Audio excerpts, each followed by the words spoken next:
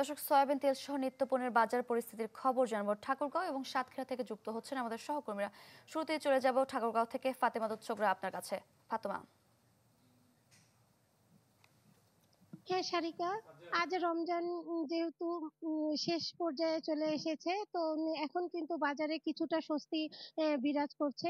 এখানে এখন সয়াবিন তেল পর্যাপ্ত মজুদ রয়েছে। আমি সকালে কিছু দোকানিদের সঙ্গে কথা বলেছি, তারা যেটা জানিয়েছে যে যে কোম্পানিগুলো ফ্রেশ তীর, এই কোম্পানিগুলো তারা শর্ত সাপেক্ষে রোজার শুরুতে তেল সরবরাহ করলেও এখন কিছুটা শিথিল করেছে এবং পর্যাপ্ত মজুদ রয়েছে।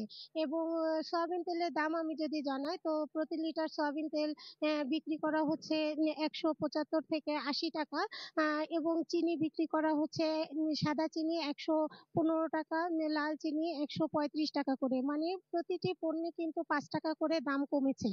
তো যে কারণে ক্রেতাদের মধ্যেও কিছুটা সন্তোষ বিরাজ করছে। এখানে ছোলা বিক্রি হচ্ছে 80 টাকা থেকে 100 টাকা কেজি দরে। এখানে যে জিনিসটার সমস্যা সেটা হচ্ছে লেবু এবং বেগুন। এই রমজানের এই দুটি পণ্যের মধ্যে কিন্তু কিছুটা দাম বৃদ্ধি পেয়েছে। বেগুন বিক্রি হচ্ছে 40 টাকা কেজি দরে এবং লেবু বিক্রি হচ্ছে 40 টাকা হালি। তো এই দুটি পণ্য ছাড়া সবগুলো পণ্য কিন্তু দাম মোটামুটি কমের মধ্যে এবং মানুষের মাঝেও কিছুটা স্বস্তি রয়েছে। সারিকা। ফাতেমা, ধন্যবাদ আপনাকে। দর্শক, এবার সাতক্ষীরা থেকে যুক্ত আছেন সহকর্মী আমিনা বিলকিস ময়না। ময়না।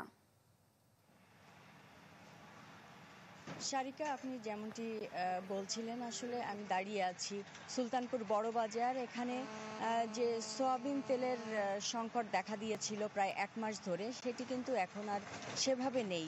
এখন তুলনামূলকভাবে মানুষের চাহিদা অনুযায়ী সয়াবিন তেল পাওয়া যাচ্ছে, যেটা বোতলজাত সয়াবিন তেলের সংকট দেখা দিয়েছিল।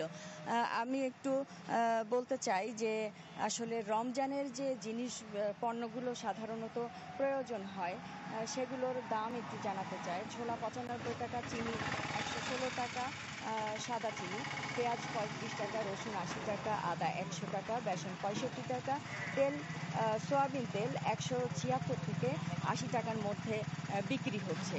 তো এই যে নিত্য পণ্য সবজির দাম কিন্তু অনেকখানি কমে এসেছে। মানুষ কিন্তু এখন একটু স্বস্তির নিঃশ্বাস ফেলছে। সাধারণ যে মানুষ, দিন আনা দিন খাওয়া মানুষ, তাদের মধ্যে কিন্তু এখন মোটামুটি স্বস্তি ফিরে এসেছে। এখানে কিন্তু আদা 100 টাকা যাচ্ছে, পেঁয়াজ 35 টাকা যাচ্ছে। সব মিলিয়ে কিন্তু সাধারণ মানুষের মধ্যে একটা স্বস্তি বিরাজ করছে। তো এই রমজান মাসে যে পণ্যগুলো দাম কমার কথা, সেখানে কিন্তু 5 থেকে 7 টাকা করে কমে এসেছে, যে কারণে সাধারণ মানুষ কিন্তু একটু স্বস্তি পাচ্ছে। সারিকা। ময়না, ধন্যবাদ আপনাকে। দর্শক, সয়াবিন তেল সহ নিত্যপণ্যের বাজার পরিস্থিতির খবর জানছিলাম।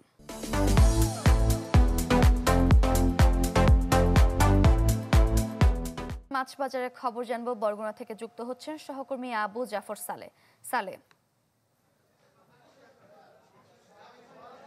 সারিকা, আমি এই মুহূর্তে আছি বরগুনার যে পাইকারি মাছ বাজার, সে পাইকারি মাছ বাজারে। আপনাকে একটু বলি যে আমার পিছনটা যে দেখছেন, এই জায়গাটাতে কিন্তু অন্যান্য সময়ে যে সকালবেলা যে মাছ পাইকারি এই যে বাজারে, এখানে কিন্তু ক্রেতা বিক্রেতার সরগরম থাকে। অর্থাৎ এখানে নদী এবং সাগর সহ দেশি প্রজাতির বিভিন্ন মাছের সরবরাহ থাকে, কিন্তু আজকের বাজারে আসলে তেমন একটা সরবরাহ নেই বললেই চলে।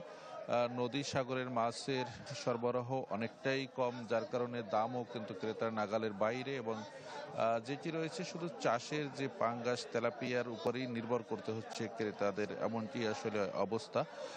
আর যেটি হচ্ছে যে ইলিশের যে সরবরাহ, সেটি একেবারে কম, যার কারণে দামও আকাশ ছোঁয়া। এবং যেটি যদি আপনাকে বলি যে আজকের বাজারে যে পাঙ্গাস, যেটি চাষের পাঙ্গাস, সেটি 160 থেকে 170 টাকা পাইকারি বিক্রি হয়েছে, যা 180 থেকে 200 টাকা বা খুচরা বাজারে বিক্রি হবে, এবং তেলাপিয়া যেটি সেটিও কিন্তু 180 টাকা পাইকারি বাজারে বিক্রি হয়েছে, যা 200 থেকে 220 টাকা তো বিক্রি হবে। এবং অন্যান্য যে সামুদ্রিক মাছ থাকে সে মাছগুলো কিন্তু বাজারে অন্যান্য সময় বেশি থাকে।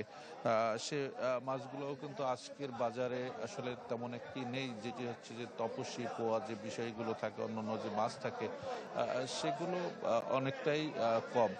তো আমি এই বিষয়ে আসলে যারা মৎস্যজীবী রয়েছেন, পাইকার রয়েছেন, তাদের সাথে কথা বলেছি। তারা যে বিষয়টি জানিয়েছেন যে একদিকে চৈত্র মাস, অন্যদিকে ডালাগন বলে যেটি, যার কারণে আসলে মাছের সরবরাহ কম।